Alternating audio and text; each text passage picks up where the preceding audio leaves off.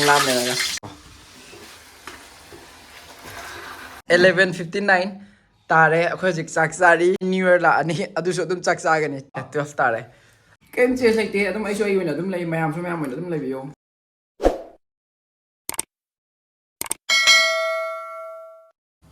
hello guys hello mayam mayam pumna mang ai channel da amuka na welcome mayam exam leiba date 6 ta ko exam ma lei re adu gi bye bye new year kem program lete adum ado isam sam na haw ma charage bako ado gi nga thongge kobilei ga nga ga yam chamna simple da kari hapta di ko khugi yam chang da ya da ba maroi gumba chanam gumba khra hapaga sising je ko sising je hapaga thongage maroi ne singga chanam ga punna sure ko sida punna singga chanam ga sure nga lere kobilei lere ado sidang da yam chamna thongge imanabana aigi roommate na sembirame ko mana sembiramane khamen asinbi ga je khoigi loina pikna ga tawrame mathi thu eb tar kangre do ai khang thagale ado sida yam chamna thongake phaphat thongake mayan ke kenu punga hapta bi do ko chamna thongge duga haw ba hawta ba du do ai kitang sa ga ulake thongge ko kogi sida phangba thause refine hana su phange ado sina master oil ko refine se tawdri khai phai mayam aina khangba research ma khalam dagi refine to pirano yari ke sumana master tawro si bottle se sinar ne kare ado thawgra page kilo ama khitang khak dani a se ko ado gi yam halaroi thaw yam sinaroi ge ko this much doga i cosmetic keno se jo box se lo sile se su refill to bata ka ware chahi no bala ko to ko umrok ama buma da se umrok mo chinna bako ado mayam sigi video se di ko hoje dum namma ko hoje dum uncut ta dum thaga lage bako ai amna edit to chang da bi mo ma da namma ge ba ai na da ka roi ba du khak namma ge aga thongani na thonga hapalak pa thonga video se dum loi ga ko ai hapalak pa ya ba mong da namma ge basmena thau sa reng se ai ge thau sa reng misang ching kitang lore na yum da di to no maina ado maina tang lam ne la thau sa re ado khutna man adum thame ado ga sap chila se ta mai da ga chongani ko helmet dum na da na yeah.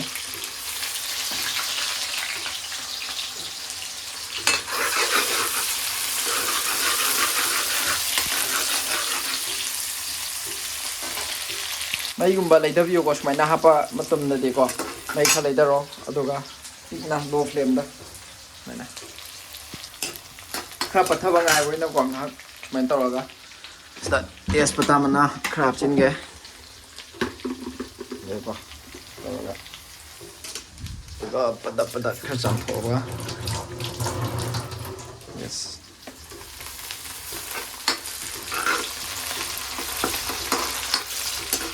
ising ase la kitang tha ga palhan ge sui ai ko do dum thamo ado ai thuma chin ge namak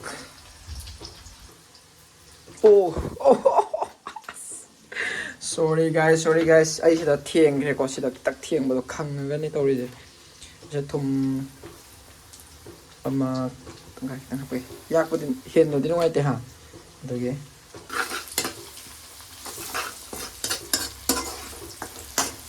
bagi ha video so ning ba aduga kai hedano thum je aina khutna man tawra sum sinna ba do phut pai thoge bai tare sa ba da thieng ba nga tan ko alo khat pai tare hai doe an thamage friend lo silage gumba singumba sibo adum se puna dum hapsin garge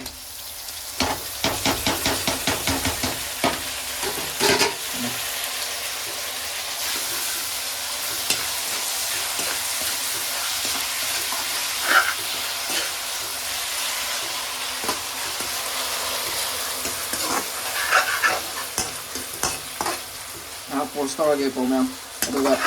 ꯃꯣꯔꯣꯛ ꯀꯩꯀꯥ ꯍꯥꯞꯄꯗ ꯑꯃꯨꯛ ꯍꯥꯞꯄꯅꯤ ꯌꯦꯟꯁꯥꯡ ꯊꯣꯡꯕꯗꯤ ꯌꯥꯝ ꯂꯨꯕ ꯃꯥꯜꯂꯦꯗꯅ ꯑꯩꯈꯣꯏꯅ ꯌꯦꯟꯁꯥꯡ ꯅꯣꯔꯃꯦꯂꯤ ꯌꯦꯟꯁꯥꯡꯁꯦ ꯁꯨꯝ ꯊꯣꯡꯕ ꯀꯥꯟꯗ ꯑꯗꯨꯝ ꯌꯥꯝ ꯂꯨꯕ ꯃꯥꯟꯕꯅꯦꯕꯀꯣ ꯑꯗꯨꯗꯣ ꯁꯨꯡꯍꯩ ꯍꯩꯇꯕ ꯑꯃꯅꯁꯨ ꯀꯃꯥꯏꯅ ꯊꯣꯡꯒꯅꯤ ꯁꯣꯏꯈ꯭ꯔꯒꯁꯨ ꯌꯥꯕ꯭ꯔꯥ ꯌꯥꯗꯕ꯭ꯔꯥ ꯑꯗꯨ ꯁ꯭ꯇꯥꯏꯜꯗꯣ ꯁꯤꯗ ꯑꯩꯅ ꯍꯧꯖꯤꯛ ꯊꯣꯡꯕꯗꯗꯤ ꯈꯪꯗꯣꯏꯅꯦꯕ ꯁꯨꯃꯥꯏꯅ ꯄꯨꯡꯍꯥ ꯍꯥꯞꯆꯤꯜꯂꯀꯥꯟꯗ ꯑꯁ ꯍꯥꯞꯆꯤꯟꯈ꯭ꯔꯦ ꯌꯥꯝ ꯁꯣꯏꯈ꯭ꯔꯦ ꯈꯜꯂꯤꯅ ꯑꯗꯣ ꯍꯧꯖꯤꯛ ꯈꯜꯂꯔꯣꯏ ꯑꯗꯨꯗꯣ ꯁꯨꯃꯥꯏꯅ ꯊꯣꯡꯕ ꯌꯥꯏꯁꯦ ꯆꯥꯔꯒ ꯎꯠꯂꯛꯀꯦ ꯀꯩꯁꯨꯝ ꯍꯨ ꯑꯣꯏꯗꯕꯅꯦ ꯑꯗꯨꯝ ꯆꯥꯕ ꯌꯥꯕꯅꯦ ꯌꯥꯝꯅ ꯍꯥꯎꯍꯟꯕ ꯍꯥꯎꯍꯟꯗꯦ ꯀꯥꯏꯅ ꯑꯗꯨ ꯇꯧꯗ꯭ꯔꯁꯨ ꯌꯥꯏ ꯑꯗꯨꯝ ꯍꯥꯎꯅꯤ ꯑꯗꯨꯝ ꯆꯥꯕ ꯌꯥꯅꯤ ꯉꯥꯅꯤ ꯁꯤꯗ ꯃꯀꯦ ꯁꯦꯝꯕꯤꯔꯁꯦ ꯊꯨꯝ ꯍꯥꯞꯈ꯭ꯔꯦ ꯑꯗꯣ ꯌꯦꯡꯉꯒ ꯍꯥꯞꯄꯁꯦ ꯁꯤ ꯌꯥꯝ ꯍꯥꯞꯄꯔꯣꯏꯁꯦꯀꯣ ꯁꯤꯗꯤ ꯈꯤꯇꯪ ꯍꯥꯞꯄꯒ ꯃꯣꯔꯣꯛ ꯃꯤꯔꯆꯤ ꯄꯥꯎꯗꯔ ꯍꯥꯏꯕ ꯇꯥꯔꯦ ꯎꯃꯣꯔꯣꯛꯁꯨ ꯍꯥꯞꯈ꯭ꯔꯦ ꯑꯗꯣ ꯃꯣꯏꯒꯤ ꯃꯣꯔꯣꯛꯁꯦ ꯌꯥꯝ ꯄꯛ ꯁꯥꯗꯕ ꯑꯗꯨꯒꯤ ꯁꯤ ꯄꯥꯎꯗꯔꯁꯦ ꯈꯔ ꯌꯥꯝꯅ ꯃꯆꯨꯒꯤ ꯇꯥꯔꯦ ꯍꯥꯞꯆꯤꯜꯂꯦ ꯑꯗꯒꯤ ꯙꯅꯤꯌꯥ ꯄꯥꯎꯗꯔ ꯈꯤꯇꯪ ꯄꯣꯁ ꯄ꯭ꯂꯦ ꯇꯧꯔꯒ ꯅꯝꯕ ꯁ꯭ꯇꯥꯏꯜꯗꯨꯅꯦꯕꯀꯣ ꯑꯗꯣ ꯑꯩ ꯁꯨꯃꯥꯏꯅ ꯊꯣꯡꯉꯦ ꯁꯤ ꯐ꯭ꯂꯥꯁ ꯊꯥꯟꯕꯒꯤꯅꯦꯀꯣ ꯁꯨꯃꯥꯏꯅ ꯊꯣꯡꯉꯦ ꯑꯗꯨꯒ ꯃꯤꯅꯠ ꯍꯧꯖꯤꯛꯁꯦ 5 ꯃꯤꯅꯠ ꯌꯧꯈ꯭ꯔꯦ ꯃꯤꯅꯠ ꯌꯥꯝ ꯁꯥꯡꯍꯜꯂꯣꯏꯒ 7 8 ꯃꯤꯅꯠ 9 10 ꯑꯣꯏꯍꯜꯂꯒꯦ ꯃꯦꯛꯁꯤꯃꯝꯗꯀꯣ ꯑꯗꯨꯐꯥꯎꯗ ꯑꯩ ꯁꯦꯝꯅꯕ ꯍꯣꯠꯅꯔꯒꯦ ꯚꯤꯗꯤꯑꯣ ꯑꯣꯀꯦ ꯑꯗꯨ ꯌꯦꯟꯖꯥꯡ ꯍꯥꯞꯆꯤꯜꯂꯁꯦꯀꯣ ꯑꯣꯀꯦ ꯌꯦꯟꯖꯥꯡ ꯂꯣꯏꯅ ꯆꯥꯝꯕ ꯁꯦꯝꯕ ꯂꯣꯏꯈ꯭ꯔꯦ ꯑꯩ ꯏꯃꯥꯟꯅꯕꯅ ꯐꯖꯅ ꯁꯦꯝꯕꯤꯔꯝꯃꯦ ꯑꯗꯣ ꯑꯩꯅ ꯊꯣꯡꯕ ꯈꯛꯇ ꯑꯗꯨꯝ ꯇꯧꯔꯦ ꯒꯥꯏꯁ ꯑꯩ ꯃꯌꯥꯝ ꯉꯥ ꯍꯥꯞꯄꯦ ꯑꯗꯣ ꯉꯥꯁꯦ ꯍꯥꯞꯄ ꯀꯥꯟꯗꯀꯣ ꯋꯥꯟꯁ ꯑꯍꯥꯟꯕꯁꯤꯗ ꯑꯣꯠꯄꯁꯦ ꯁꯤꯗ ꯐꯖꯅ ꯃꯥꯒꯤ ꯃꯦꯔꯤꯅꯦꯠ ꯇꯧꯕꯁꯦ ꯐꯖꯅ ꯐꯨꯜꯗ ꯇꯧꯕꯤꯔꯝꯃꯣꯕꯀꯣ ꯑꯗꯨꯒꯤ ꯑꯩ ꯀꯦꯃꯦꯔꯥꯁꯤ ꯉꯥꯏꯍꯥꯛ ꯊꯝꯃꯒ ꯇꯧꯒꯦ ꯑꯗꯨꯒ ꯃꯊꯪꯗꯒꯤꯗꯤꯀꯣ ꯑꯃꯨꯛ ꯁꯤ ꯁ꯭ꯄꯨꯟꯁꯦ ꯊꯥꯗꯣꯛꯈ꯭ꯔꯣ ꯂꯪꯊꯣꯛꯈ꯭ꯔꯣ ꯌꯥꯔꯦ ꯁꯤ ꯁꯤꯖꯤꯟꯅꯔꯅꯣꯕ ꯃꯊꯪꯗꯒꯤ ꯉꯥꯗꯣ ꯇꯣꯏꯗꯅꯕ ꯍꯥꯏꯇꯥꯔꯦꯀꯣ ꯑꯩ ꯉꯥ ꯇꯣꯏ ꯅꯠꯇꯦ ꯉꯥ ꯃꯇꯨꯝ ꯆꯥꯗꯅꯦ ꯀꯣꯕꯤ ꯂꯩꯔꯒ ꯑꯗꯣ ꯉꯥꯏꯍꯥꯛ ꯊꯝꯒꯦ ꯁꯤ ꯂꯩꯔꯦ ꯐꯖꯅ ꯑꯣꯠꯂꯦ ꯃꯦꯔꯤꯅꯦꯠ ꯐꯖꯅ ꯇꯧꯔꯦ ꯃꯌꯥꯝ ꯑꯗꯨꯒ ꯉꯥꯛꯇꯪ ꯃꯈꯨꯝ ꯑꯁꯦ ꯇꯧꯔ ꯊꯝꯃꯁꯦ ꯇꯛ ꯑꯗꯨꯒ ꯃꯥꯒꯤ ꯐ꯭ꯂꯦꯝ ꯈꯤꯇꯪ ꯂꯩꯈꯠꯄꯤꯔꯝꯃꯁꯦ ꯁꯨꯃꯥꯏꯅ ꯑꯗꯣ ꯃꯅꯨꯡꯗ ꯆꯪꯁꯤꯜꯂꯒꯗꯤ ꯑꯩꯅ ꯌꯦꯡꯕꯗꯤ ꯌꯥꯗꯕꯅꯤꯅ ꯀꯦꯃꯦꯔꯥ ꯉꯥꯛꯇꯪ ꯄꯣꯁ ꯇꯧꯔꯒ ꯑꯃꯨꯛꯀ ꯉꯥꯛꯇꯪ ꯉꯥꯏꯃꯤꯟꯅꯔꯁꯦ ꯑꯗꯨꯒ ꯑꯃꯨꯛ ꯃꯈꯨꯝ ꯍꯥꯡꯗꯣꯛꯄꯗ ꯑꯃꯨꯛ ꯂꯥꯛꯀꯦ ꯑꯗꯣ ꯁꯦꯝꯕ ꯇꯥꯏꯝ ꯄꯥꯁ ꯇꯧꯕ ꯌꯥꯏ ꯁꯤꯁꯦ ꯃꯣꯡꯐꯂꯤ ꯂꯩꯕꯥꯛ ꯍꯋꯥꯏ ꯀꯣ ꯂꯩꯕꯥꯛ ꯍꯋꯥꯏ ꯁꯤꯗ ꯃꯣꯡꯐꯂꯤ ꯍꯤꯟꯗꯤꯗ ꯑꯩꯈꯣꯏꯅ ꯃꯣꯡꯐꯂꯤ ꯑꯗꯨꯝ ꯍꯥꯏ ꯂꯧꯁꯪꯁꯦ ꯀꯔꯟ ꯇꯥꯔꯦ ꯃꯅꯤꯄꯨꯔꯁꯨ ꯈꯪꯗꯕ ꯃꯥꯁꯦꯀꯣ ꯉꯥꯡꯕꯁꯦ ꯃꯥꯗꯤ ꯑꯗꯨꯝ ꯑꯩ ꯃꯅꯥꯛꯇ ꯑꯅꯝꯕ ꯑꯗꯨꯝ ꯂꯩꯌꯦꯗ हाय तो करो वीडियो में आ गया तू यार हाय चलो वीडियो हम संग लरोगे भाई चलो मकुम हांग दोजे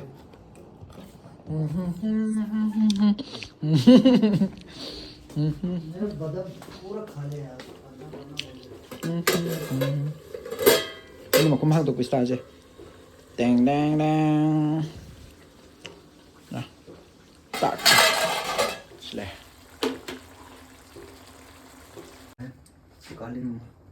सिर्फ सिंगर से हाँ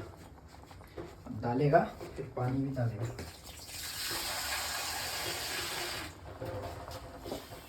ज़्यादा मिक्स मत कर कोई नहीं ठीक है होगा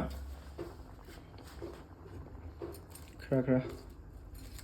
सिंबीर मगो कोबिलै चागे कोबिलै मतुम फजन चानिंगेबको विंटर का लागा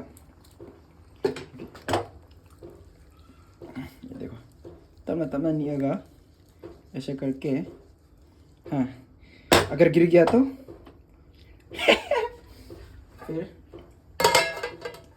चलो पोस्ट थमगे अदुगा आई अमुक उलगे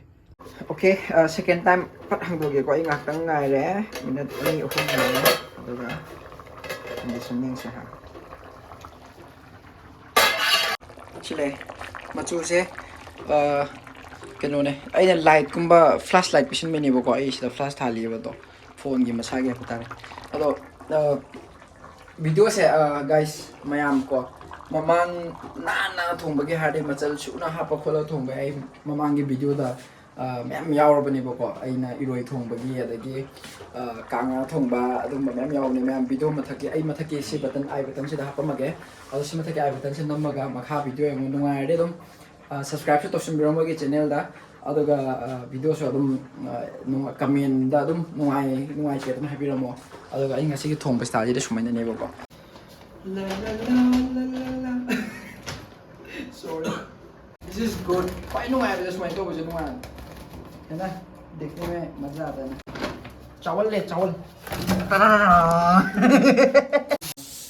थोंगे थोंबा लोइरे ꯑꯗꯨꯒ ꯑꯃꯨꯛ ꯆꯥꯔꯒꯦ ꯆꯥꯔꯒ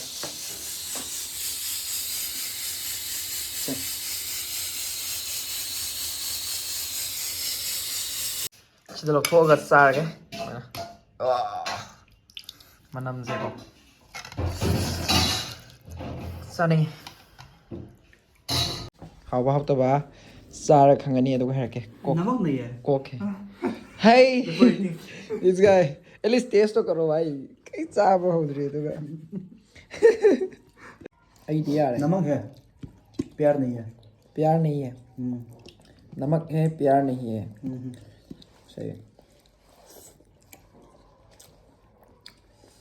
I can feel that I'm so hungry खाओ यार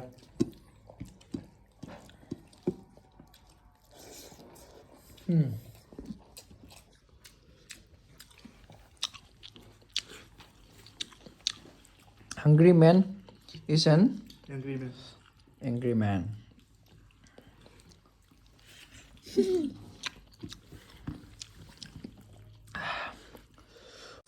हजिक से टाइम दिखाओ एक बार पूरा पूरा क्लीन से दिखाओ ये देखो गाइस 11:59 तारे अखोय हजिक चाक चारी पुंग बारो तारनी न्यू ईयर लानी अदुसो अदुम चाक चागनी चामननी करीम चेंज लेरोय माय मसक चेंज तोबरेंगे let me see who is going to change new year is coming you are gonna change or what I don't think so we're still having yeah and we're gonna have it by 12 a.m. also right yeah this is like last You will be still last, you? this is last meal of 2024 and first meal of 2025 yes aduga aisu adum sumaina leibase adum layebako aisu Oi, happy new year guys it's 12 oh बाहर लोग shout mapanda yam laure se 12 tare but still chak chari maju chari aisu chari you know once you get start getting older you don't like going out having party Yeah. New Year and all the things all you have to do is like have a good meal enjoy with your friends to yes hey na let's see ado mayam haji pung baro tare ai video sida adum haji upload torage bako chek loi baga chak chaba loi baga ai timing so ut khrena ko January lae new year numit ne ado kem che like te adum ai so ai wena adum lai mayam so mayam wena adum lai biyo reality based ne ko drama to roi jeba horen dagi as new year lae ado hoi yai familiar se mayam nungai na laminar se khana chana baw na ro se do khatane guys chakis mana charge ko chaksabai table ne nungai tre aduna thank you so much for watching my videos video ang bagi am nungai jare thaka chare khoi hum cha dum chamin narage adoga video se nungai de subscribe like to biramo adoga kari thong no habedu mathang hero ma'am ado aina sada badi her kano asi de solution lage bye bye thank god food is done now I don't have to eat not tasty at all chalak The yo video is done, bro so I don't chalak have to act like it's very good bro chalak Same thing last time. just kidding